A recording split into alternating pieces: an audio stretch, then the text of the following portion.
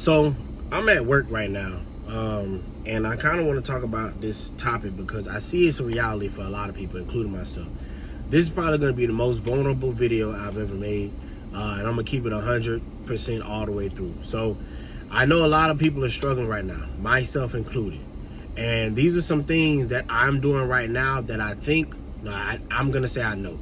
If you do these things, it is going to change the trajectory of your life. I think people have to be honest about what's going on. I've been seeing these videos on TikTok about the age of disclosure, and then on the opposite end of TikTok, people are talking about how much money they make versus a lot of people that aren't making money. And I think the reality for a lot of people is that a lot of people just are not making money. People are not able to find jobs. They're not able to sustain work. I know because I've been in that same boat numerous of times. The reason why I say that is because I'll say around 2022, 2021, 2022. Post COVID, you know, when the PPPs and all that dried up or whatever, I started to see a change in the job market. I started to see where businesses, they were coming back, but some, restaurants were closing, some businesses were closing, and they weren't really producing things the way that they used to do. People were kind of cutting back or whatever. And I remember I was working at a job at the time, I was working in a school, and I was just so overwhelmed with life, like mentally having breakdowns and all this stuff. And I wind up leaving the school because it's like, I can't do this. Like, I'm not able to sustain this lifestyle. And I looked for jobs after jobs after jobs after job. At the time, I was living in Miami, and I had family living in Tampa. And I'm like, man, like, I'm not going to make enough money here in Miami. And I have been doing this now for probably about 4 years. I had been out of school probably about 4 years. Still struggling to find jobs. Still struggling mentally. But that's another video for another day. And so I think around that time I had like 2 mental breakdowns in a year. Like, I literally had to be hospitalized for these mental breakdowns that I was having because I was just overwhelmed. And I knew something was wrong, but people were kind of telling me, pretty much that I was tripping, you know what I mean? But I knew I wasn't tripping. But this is the change that I seen. So the first change that I seen was certain jobs, I wasn't able to get jobs as much. Now, I am a college graduate, right? First and foremost. Not only am I a college graduate, but I've never had problems getting jobs before in my life. I'm well educated, I speak well, I'm well read, I have good work ethic. You know what I'm saying? I'm not lazy. You put me to work, I'll do it. But I was having a hard time living this American dream. You go to college and you get a degree, and even before I got out of college, I'm like, man, the job market is messed up because you got to come in as an entry level, which really means you're not going to make that much money. If you can move up, you can in time to potentially try to pay back all these student loans that you're already in debt for. And I think the first mistake, a lot of people make is, when you go to college, you get a degree, and they don't necessarily tell you this, but you have to find a degree or you have to get a certificate in something that is hiring right now or is projecting to hire more. So like nursing, you could be doctors, lawyers, whatever, but a field that people actually need right now. You can't just go to school and say, hey, I want to be an art degree or a history degree or whatever, unless that's something you're going to use to teach or something you can use right now. But when I'm talking about the job market, I don't want to get off track, but when talking about the job market, I think between 2022 and probably like 2023, I had put in approximately, I would say 300 to 500 job applications. And when I'm saying 2022, I'm talking about August 2022 to, I would say, probably like May 2023-ish, whatever. And so when I moved to Tampa, I stayed there for a few months. I think I got a job that might have been the end of 2023. Let me go back. So I moved to Tampa, had a breakdown, had to go right back to work as soon as I moved to Tampa. Like, no offense to my families, but people can't, it's hard to help you when you're an adult sometimes financially. Everybody was doing the best that they can, but it's like, you have to get a job. I was struggling hard to get a job. And and me being kind of stubborn, I wasn't just taking any job that came to me at that time. And maybe I should have. And I'm going to talk about more of that in the video. But around 2023, I started working at a nightclub. It didn't work. I was overstressed. I'm like, I'm not going to do this. I'm just going to quit. You know what I'm saying? I'm going to go find me another job. Or so I thought. It literally took me almost another year for me to find a job. And I wound up working for the same person that I had originally worked for, just at a different place. And so I say all this to say that it is really hard for people to find a job. And so you kind of have to get something. You know what I'm saying? You kind of have to get something. And that's frustrating. Even for me, because even at the job that I was at, I did a good job, but I was extremely overwhelmed with just the work environment. It was toxic, it was unhealthy, and I'm like, I'm gonna find something else. I'm gonna find something else. And between, I say 2023, eventually I moved back to Jacksonville because I couldn't stay in Tampa. I had to come back home to Jacksonville, where I'm from. But in 2023, 2024, I started back at the other club, you know, that I was working at. And I did that for probably about a year and a half, and then I eventually left because I was overwhelmed. I felt like the environment was, you know, it's toxic, it's unhealthy, and I had a lot of life changes going on. Had family, you know what I'm saying, had a kid, you know, different things like that. So with things changing of that nature, you know, I had to say, I got to find something that's more stable. So I left that job thinking, okay, I got this experience in hospitality. I was a GM for almost 2 years. Somebody has to hire me. Nobody hired me. I could only get maybe like 2 or 3 interviews. I would get pushed up to the final interview, and then nobody would ever call me back. So it's really hard out here for people to find jobs. Sometimes I think, you know, when people are applying for jobs in the job applications, you know, these are positions that might not necessarily be available for real, but they have to say that. I think sometimes, you know, it's a lot of people competing for 1 position or 2 positions. So needless to say, this is what I think is going to help a lot of people. So the first thing, and I wish I had this plan before, but I just didn't know. So the first thing you have to do, man, is group economics. When I left Miami to move to Tampa, I moved with family. When I left Tampa to move back home, I moved back home with family. Like, I literally went to stay with my aunt at first, and then I moved back into my parents' old house second. During this time, you have to rely on community, because I think the problem is that either one of people are not honest about how much they make, or 2, people are not honest about how much they need help, or 3, people are not being as supportive of people as they should. You have to have group economics in this economy. You have to work together as a community. That is the only way you're going to be able to sustain, I believe, in this economy. And here's the reason why. Because if I would say also, caveat to that, you have to take your ego out of this. This is not about your ego. Parents, this is not about your ego. If your kids need help, help them. If your friends need help, help them. If your sister, your brother, whoever needs help, help them. You have to put away your disagreements and stuff like that to work together. Literally, me being a melanated black man, that is how black people, or really any community, has always thrived, is by working together. That could be Caucasians, that could be Jewish, that could be, you know, black African Americans, whoever. That is the only way you can thrive, is by working together. So if that means that, hey, we need to get a house and we need to split this rent, and this couple stay in this room and this couple stay in this room for a year, that is what you need to do.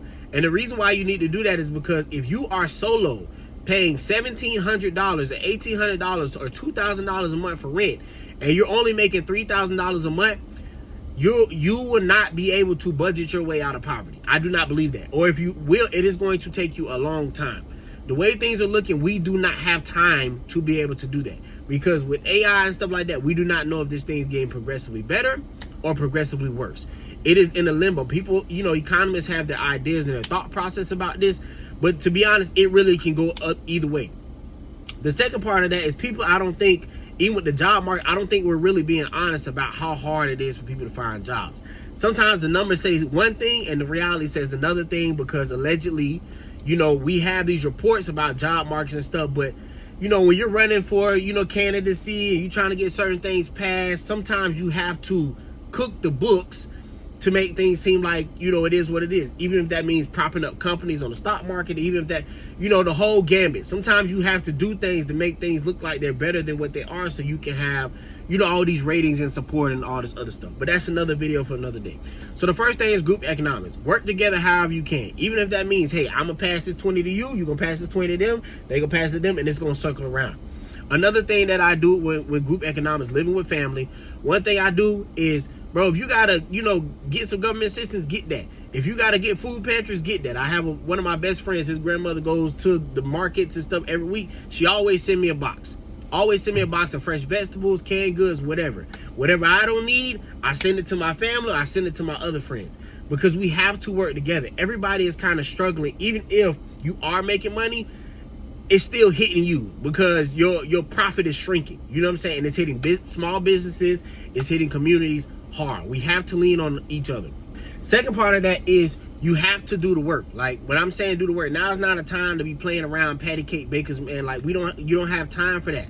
You have to kind of get aggressive with what you're doing. So if that means that you're staying with family, if that means that you and your friends are splitting, you know, a 4x4 or whatever it is, a duplex, whatever it is, you have to work. You know what I'm saying? Hey, you guys pay this month rent, we'll pay the next month rent, or we'll pay every other month's rent. Stack your money.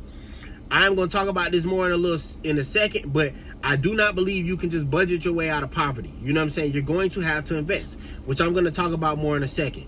But you have to double down and do the work. And the reason why I say that is you just do this for 6 months or a year, it can literally change your whole life.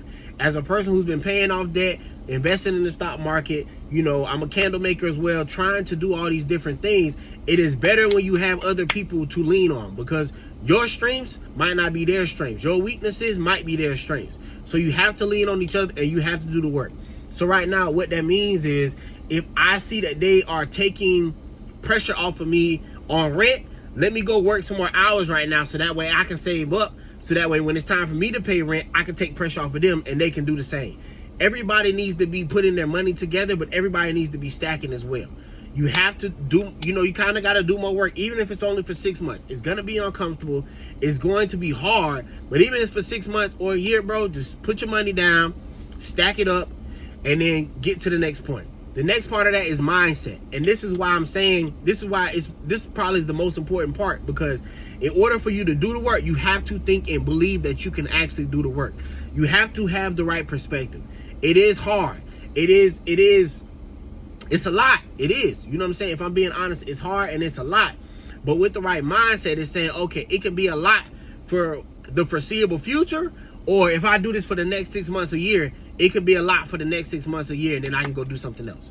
The goal is you have to get the resources. I know we would like the government to do better. I know we would like to have resources, but you have to have compassion and grace on people, because I do not believe that people are just struggling because they're just spending money recklessly. Some people don't even have money to spend. They don't make enough money to spend recklessly. Literally, they're robbing Peter to pay Paul. If you're a person that got student loan debt, any debt, and kids, and got to pay rent or mortgage, or a single family, whatever, it's a lot. So you have to have a mindset like, hey, this is what I need to do, and you have to kind of do what you know works. I understand you want to go for that opportunity over there and this opportunity over here, and I could potentially do this and make this, that. You have to do what you know works. So if that means I got to pick up some extra hours at this job, that's what I need to do right now. If that means that I need to go back to school to do this, that's what I need to do right now. But everybody has to help everybody out. Everybody has to do the work, and everybody has to have the right mindset. The fourth part of that is investing. Like I said before, I'm at the point now where I do not believe you can budget yourself out of poverty. I could be wrong. I'm not an economist, but I'm just going based on my life. And the reason why I say that is because you need something that multiplies, not adds. Adding $1 to another dollar is 2. You know what I'm saying? But you need something that go 2, 4, 6, 8, because that's how you can get out of there a lot quicker. So whether that's like stock markets, whether that's trading, whatever it is, you need to find something that you can invest in.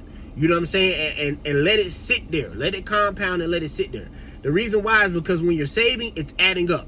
When you are investing, it is compounding. You are not going to be able to save your way out of economic disaster. I just don't believe that. You can get you a cushion. I could be wrong.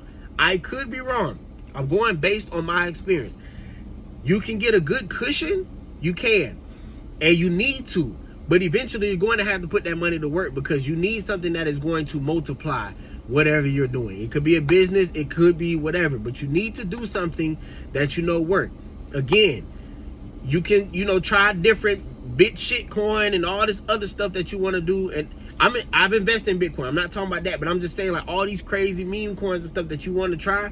Or you can do the stuff that you know works. You know what I'm saying? Get into the stocks that you know work. Get into the crypto that you know work.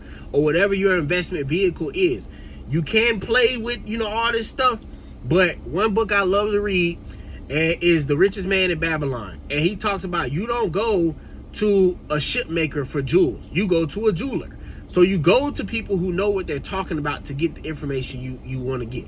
So don't go to your homeboy, don't go to this, go to that. Go to the people on YouTube or the people who actually been trading for a long time, actually been investing in stocks, actually been investing in crypto, and get into these investment portfolios and stay. If stuff goes down, That's not a bad, that doesn't mean you need to get out. It means you need to put more money in, unless it's a terrible investment.